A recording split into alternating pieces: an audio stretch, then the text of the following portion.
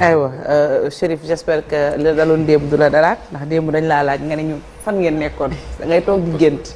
donc tey def naa revue de presse ñëw ngeen bàyyi ma toog concentré wu.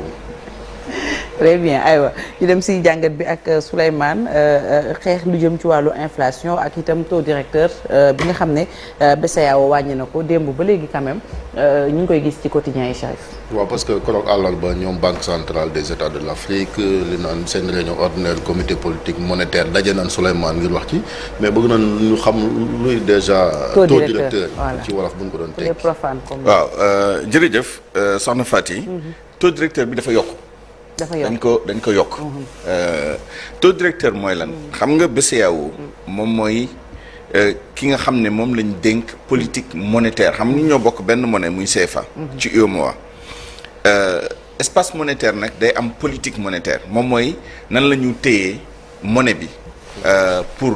mu bañ a déprécier wu trop. par rapport ak yeneen monnaie yi pour mu bañ a apprécier wu trop parce que loolu tamit amaana du baax ci. koom-koom bi donc am na nu ñu war a téye monnaie loolu banque centrale lañ ko dénk bu weesoo loolu banque centrale moom mooy banque yi banque commerciale yi ñuy gis ak établissement financier yi nga xam ne dañu recevoir épargne ay dépôt des clients muy entreprise yi muy ménage yi ak yi ni mel ñoom ay banque lañ donc dañu recevoir ay dépôt di lebale xaalis di am ñoom koppar ci différence bi am ci taux d'intérêt bi ñuy versé ñi nga xam ne ñoom ñoo leen di jox seen xaalis ak fi ñuy leboo ñoom ak différence bi nga xam ne moom mooy am ci taux boobu ak taux bi nga xam ne bu ñu lebalee moom la ñuy jël ci ñi nga xam ne moom la ñu lebal moom mooy principale source de revenu banque yi mais am na yeneen source aussi mais boobu mooy principal bi donc BCEAO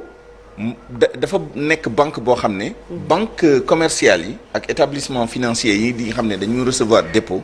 dañu fay dem dañ fay am compte sax di fa déposer xaalis bu ñu amee excédent dañ ko fay déposer am na loo xam ne tamit mënta ñàkk banque centrale benn ci levier bu mu am pour justement assurer politique monétaire bi moom mooy li ñuy tuddee dépôt obligatoire wala réserve obligatoire mooy lan moom mooy banque bu nekk dañ la wax ni ñaar fukki dërëm boo jël bu nekk ci clients yi ci benn compte de dépôt ñetti 50 nii obligatoirement da nga war a dem teg ko banque centrale loolu benn ci levier yi nga xam ne moom la banque centrale am pour gérer politique monétaire bi moom mooy les réserves obligatoires beneen bi nga xam ne moom la am pour gérer indirectement la politique monétaire moom mooy taux directeur taux directeur mooy lan moom mooy taux bi nga xam ne moom la banque centrale di abalee banque yi xaalis taux bi dafa yokk taux boobu dañ ko yokk ñaari rek taux la parce que ñaari guichet la dafa am benn guichet boo xam ne open market la foofu banques yi dañuy ñëw lebu banque centrale à court terme moom la ñu tuddee taux monétaire ci taux boobu la ñu basé wu pour xool banque yi tam parce que dañu lebu banque centrale mais dañu lebalante seen biir telle banque bu nekk Dakar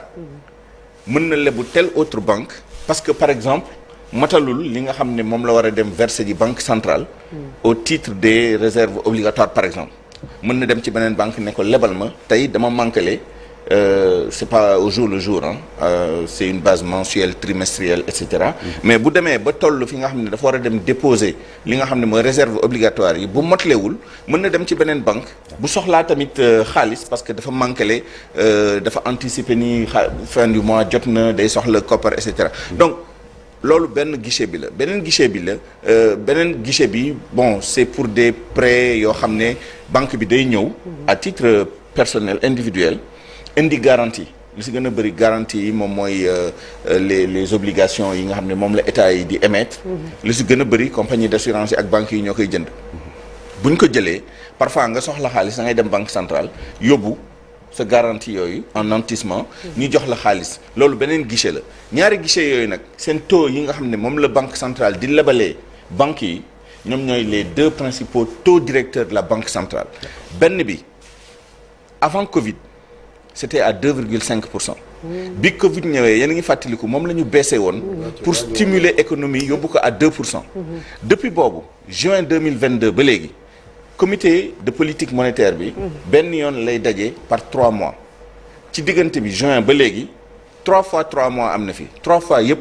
dañuy yokk 0,25% moom mooy 25 points de base ci taux boobu donc mu jógee 2% dem delluwaat 2,5% et boobu ba léegi nag 0,5 ñu ngi 3%. dafa jógee donc 2,75 il y a 3 mois. ñu yóbbu ko 3%. bële nekkoon 4,75% moom mooy taux marginal bi. boobu ñu yóbbu ko 5%. maintenant loolu day am njeexital. conséquence bi justement si. exactement alors banques yi bu ñu jël xaalis ci BCEAO à un taux plus élevé évidemment dañ koy répercuter ci seen taux yi. bu ñu ko répercuter même si boo xoolee un peu les chiffres entre décembre ak léegi décembre la ñu yokkoon la dernière fois avant ñuy yokk le 1er mars bi passé taux débiteurs yi c'est-à-dire taux yi nga xam ne moom la ñu demandé ñi nga xam ne dañ leen di lebal xaalis ci banques yi. changé na mais changé wul. terriblement vraiment. Taux créditeurs yi nga xam ne moom la ñu versé ñi nga xam ne ñoom ñooy déposer xaalis ci ay compte d'épargne yi nga xam ne dañ leen di verser ay taux d'intérêt. taux yooyu tamit changé wul trop. Pourquoi? Parce que taux directeur bi nga xam ne moom mooy bu ci gën a tuuti. bii dem à 3%. ay études wane nañ ni buñ ko yokkee ci prêt wala échange à court terme yi lay am incidence. beneen bi nga xam ne moom la ñu jëlee 4,75% yóbbu ko 5%. moom ci sur les opérations à long terme lay gën a am incidence mais lu mu ci mënti doon. boo yokkee taux directeur BCEAO yi nga xam ne moom la banque commerciale yi di jëlee xaalis ci BCEAO la budde il faut ñu répercuter ko selon un décalage boo xam ne aussi c'est pas immédiatement. ci li nga xam ne moom la ñu lebalee wala di jëlee xaalisu nit ñi loolu mooy conséquence bi lu tax banque centrale di ko def parce que boo yokkee taux directeur banques yi bu boobaa dañu xam ne bu ñu jëlee ci yow xaalis war ko lebale day cher trop te xëj na acteurs économiques yi muy entreprise yi muy ménage yi du ñu sawar pour dem di lebu à un taux plus élevé bu boobaa économie bi day xaw a ralentir tuuti lu ko waral moom mooy que ni ba économie bi bu surchauffé tuuti. prix yi day yokku loolu indi inflation donc boo déggee ñu naan la banque centrale day jouer ci inflation à travers ses taux directeurs. surtout nag dans les économies développées. moom mooy que ni boo yokkee taux bi rek crédit day wàññeeku. parce que le loyer de l'argent day gën a cher. bu boobaa entreprise yi dañ naan non fu mu nekk nii loyer bi dafa cher suñu investissement yi dañ koy yóbbu après dañu xaar. ménage yi même chose boo bëggee jënd kër ñu ne la taux bi jóge na par exemple ba taux réel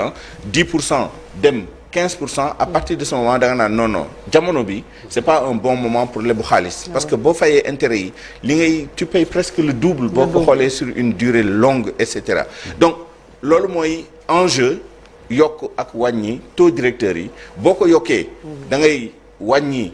li nga xam ne moom la ñu prêter jëflante yi ak banques yi boo ko wàññee taux d'intérêt yi day gën a intéressant nga gis nag ñëpp riir dem ci banques yi di lebu donc banque centrale noonu lay utiliser aussi ñaari système yooyu bu ko neexoon tamit mu ne banques yi damay yokk seen coefficient de réserve obligatoire mooy lan au lieu que muy nekk 3% su ma ko yóbbee 10% ça veut dire yéen pour chaque 100 francs yi ñu leen déposer seen banque 10 francs yi dafa war a dem banque centrale bu boobaa banques yi du ñu amati suffisamment d'argent pour di ko lebale donc voilà l'intérêt des taux directeurs et accessoirement du coefficient de réserve obligatoire à la banque centrale. mën nañu ne dafa wàccee nii kon. dañ ko yokk encore une fois. dañ ko yokk mais bu wàññeekoo ci lay ëpp avantage ci ménage yi dafay mel ni bu boobaa banques yi du ñu jël seen liquidité di ko yóbbu dañuy préférer lebal ko Massamba wala lebal ko. ci économie bi effectivement ça c'est une autre dimension. moom mooy rémunération justement des dépôts des banques ci banque centrale bi. donc effectivement boo ko wàññee. ça devient plus intéressant pour banques yi enfin pour les acteurs économiques ménages yi entreprises yi pour dem di lebu xaalis bu boobaa banques yi ñoom tamit dañuy dem lebu à la banque centrale pour lebal leen wala ñu wut yeneen pexe pour mën leen lebal et cetera bu nekkee da nga ko yokk nag da ngay xaw a limiter tuuti économie bi tout ça pour lutter contre l'inflation c'est important banque centrale bokk na ci ay mission am bu ci ëpp solo d'ailleurs moom mooy stabilité des prix et la stabilité des prix dafa am relation ak dayoo xaalis bi nekk ci biir économie bi bu xaalis bi bëree ci biir économie bi rek prix yi day am tendance yokku donc banque centrale yi seen rôle c'est très important pour ñu réguler masse monétaire bi pour que mu bañ a ëpp trop parce que day indi inflation mu bañ a wàññeeku trop parce que loolu tamit day indi beneen problème day téye économie bi parce que acteurs yi nga xam ne dañuy soxla xaalis du ñu jot ci xaalis boobu du ñu mën a investir du ñu mën a créer emploi boo demee yeneen dëkk nag au-delà de ça da ngay gis banque centrale yi aux États-Unis banque centrale non seulement dafa am politique monétaire bu muy gérer stabilité prix bi nga xam ne moom la ñuy gérer mais aussi seen rôle moom mooy ñu stimuler économie bi pour mu créer ay emplois et cetera mais am na ay mécanismes complexes yi nekk en économie qui font que parfois da ngay yóotu lii mu am njeexital ci lële gis nga boo yokkee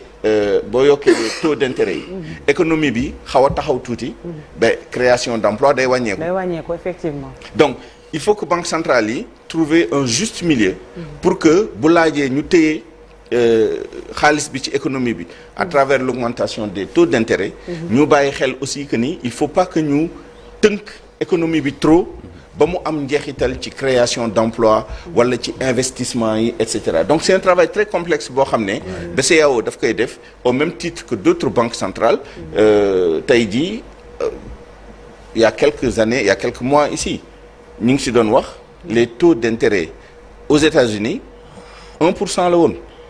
tey jii presque ñun ñoo tolloo taux ñu ngi ay 3 bay jëm 4% ba koy dépasser d'ailleurs boo jëlee Afrique du Sud ñu ngi 7% seen taux directeur. D'accord. J'allais justement te demander, Souleymane, est-ce qu'en général, ci environnement financier, et il y a beaucoup de taux, on en entend beaucoup parler, est-ce que taux directeur mooy de facto taux bu gën a néew en fait? Oui, de fait. D'accord. Parce que moom mooy taux bi nga xam ne banques yi ak yeneen intermédiaires financiers yi nga xam ne dañu recevoir des dépôts moom mooy seen taux de base la. D'accord. Mooy taux monétaire bi ci taux boobu la ñu sukkandiku pour déjà fixer beneen taux bi nga xam ne taux bu wàcc la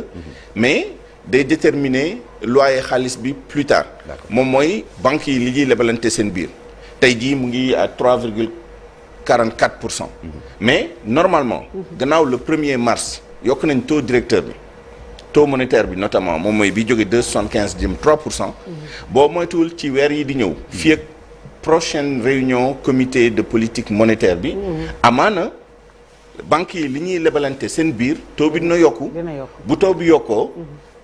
day am njeexital peut-être ci taux créditeurs yi ak taux débiteurs yi aux acteurs mais dafa am beneen limite boo xam ne banque centrale moom moo koy fixé parce que les conditions bancaires aussi sont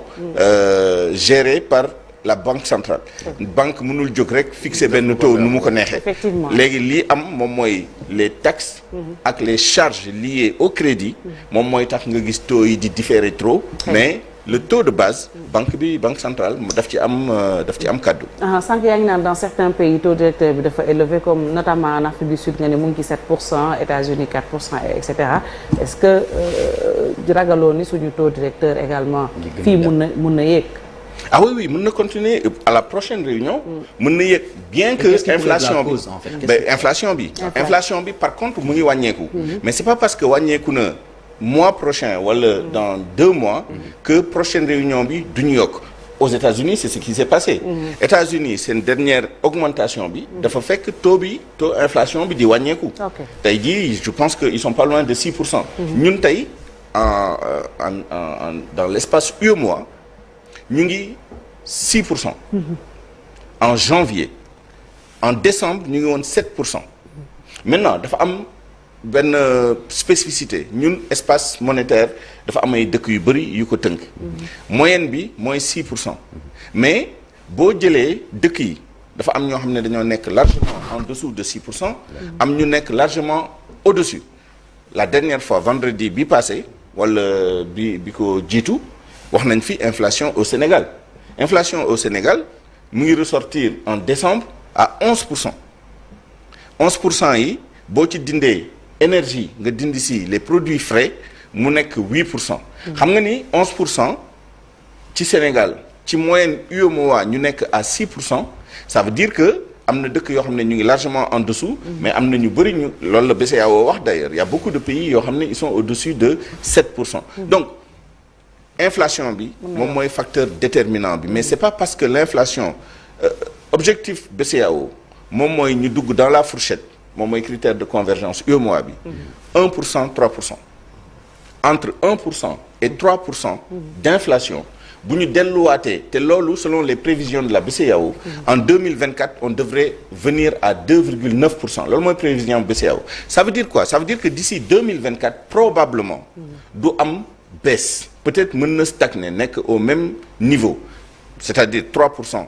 moom mooy taux de refinancement bi voilà open market ak 5% moom mooy taux de pension bi je pense que fii ak 2024 du changer bu yokkuwul du wàññeeku maintenant bu ñu demee ba 2024 dugg maintenant dans l'espace visé par la BCEAO en termes d'inflation c'est-à-dire entre 1% et 3% à ce moment-là xëj na dinañ sax jël benn trimestre pour xool ndax dina stable bu stable nag ñu doog a commencer waat wàññi le taux directeur. L'une des autres conséquences gis nañ ko par exemple dans un pays de l'Afrique de l'Ouest le Nigeria il y a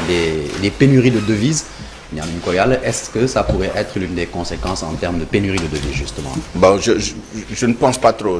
les finances sont bien tenues dans l'espace UEMOA. D'ailleurs ñi doon xarab CFA déggatoo leen lu bëri bien que nag processus pour am monnaie CEDEAO mu ngi continuer ba léegi te BCEAO mu ngi participer ci processus boobu mais Nigéria la ñu wax Nigéria fu mu nekk nii seen inflation c'est à 21% et quelques 21 un peu plus de 21% ce qui est énorme mais au Ghana c'est plus de 50% depuis 4 mois plus même Ghana ñu ngi au-dessus de 50% d'inflation alors ñooñu ils ont leur propre monnaie. Et ils ont leur propre monnaie. Maintenant au Nigeria ce qui s'est passé c'est que dañu doon démonétiser. dañoo génnee ay billets pour remplacer ko ak yeneen billets xam ngeen loolu amoon na fi Sénégal si je me rappelle bien c'était la fin des années 90 début année 2000. day am régulièrement fii sans poser aucun problème. génnee ay billets 2000 dugal ay billets yu bees et cetera c'est bien maîtrisé ici et au demeurant d'après la BCEAO bien que suñu échange à l'international du point de vue monétaire am na toute détérioration il y a quelques mois on avait un taux de couverture assez élevé de nos devises par rapport à la masse monétaire bi nekk suñu biir économie espace UEMOA tey yi dafa wàcc ba 63% et boo xoolee li ñu am devise tey ça ne couvre plus que 4,3 mois d'importation la dernière fois ça couvrait plus de 5 mois amoon na benn moment suñu ay devises ça couvrait 6 mois d'importation aujourd'hui on est à 4 mois mais yooyu yeneen facteurs yu dugg la effectivement mais on est loin de la situation du Nigeria tant du point de vue de la maîtrise de la monnaie que du point de vue de la couverture de la masse monétaire par nos devises étrangères heureusement on est une zone économique boo xam ne am nañ nag déficit bu mag en décembre on était à 3300 milliards de francs CFA de déficit commercial avec l'étranger avec espace bi yëpp quoi mais vraiment c'est bien tenu pour l'instant on n'a pas trop de problèmes et on exporte beaucoup de choses le cacao le café le caoutchouc etc et il y a 1 ou 2 produits yoo xam ne franchement participer wuñ ci déficit bi au contraire dafa participer ci nu ñu limiter les dégâts moom mooy l'or j'en parle parce que le Sénégal produit de l'or on n'est pas les plus gros producteurs le Mali produit plus de 70 tonnes par an ñun on est encore à 15-16 tonnes par an mais les prix de l'or ont augmenté ces derniers temps on est à presque $1,900 l'once d'or ce qui fait que franchement côté exportation on est solide on continue à avoir des devises yoo xam ne mu ngi non seulement couvrir suñu ay importations mais mu ngi couvrir aussi de façon assez significative la masse monétaire qu'on a à l'intérieur de notre économie régionale et ça c'est un critère extrêmement important. Très bien. Souleymane xam nga li nga wax ni dafa xaw a technique pour sama classe gi nga xam ne seen bopp yi ci économie dafa xaw a doy waar man ay tubaab rek laa doon làkk. léegi ñoom maanaam taux bi nga xam ne tey jii banque bi yóbbu na ko ba 3%. Sénégalais bi li ko intéressé mooy ndax dina am njeexital ci njëg yi maanaam njëgu dund gi du yokk ci diggante bi wala day wàññeeku. Voilà buñ ko tënkee. lu tax ñu yokk taux boobu. moom mooy pour wàññi prix yi. c'est-à-dire effectivement ñaari njeexital lay am. man mii nga xam ne damay dem banque di fa lebu xaalis nekk entreprise di fa jël xaalis bu takku. man bu taux bi yokkoo tuuti rek 0,5% wala 0,6% day am njeexital bu rëy mën naa bàyyi benn investissement simplement parce que taux bi dafa yokk de 0,5%. amaana voilà man mii nga xam ne damay dem di lebu ay 50 000 ak yi wala di jël ay découvert du am sens trop pour moi. Par contre vraiment bu nekkee lii banque centrale jublu ci mesure bi c'est-à-dire yokk taux d'intérêt bi pour que prix yi wàññeeku. Au contraire au lieu que muy am njeexital boo xam ne safaan la li ñu ci jublu moom mooy fii ak 2024 taux d'inflation bi wàññeeku ba 2,9% peut-être même en deçà bu boobaa li nga xam ne moom mooy njëkk yi nekk ci marché bi c'est-à-dire ñun li ñuy jëflante jënd beeg li ñuy importer ay ceeb ak et cetera amaana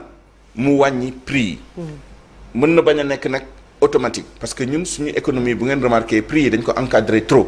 ce qui fait que heureusement d'ailleurs parce que amaana bu nekkul woon encadrement prix yi am yi bu ñu appliquer la réalité du marché bu ñu appliquer woon réalité du marché nag li ñuy doog a gis vraiment corrélation bi am diggante hausse ou baisse taux directeur ak prix yi mais puisque suñu prix dañ ko encadrer peu importe les taux les États font en sorte que les prix n'augmentent pas trop wala ne baissent pas trop à ce moment-là sensibilité bi doo ko yëg tellement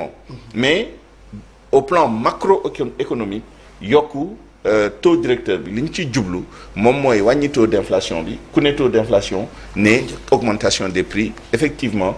bu ñu ko yokkee c'est pour wàññi prix yi. très bien merci beaucoup point yëpp am na solo mais bii moom gënatu na ci am solo parce que ñun ñëpp loolu la ñuy Malick c'est contre-intuitif parce que parfois da ngay dégg yokku taux waaw da ngay yaakaar ne bu ñu yokkee taux rek day yokk prix alors que li ñu ci jublu yokku taux directeur bi moom mooy par effet d'enchaînement bi am à travers le système financier à terme ñu am baisse des prix sur les marchés pour les consommateurs et pour les entreprises et pour l'État aussi. Merci beaucoup Souleymane léegi-léegi ñu dalal sunu invité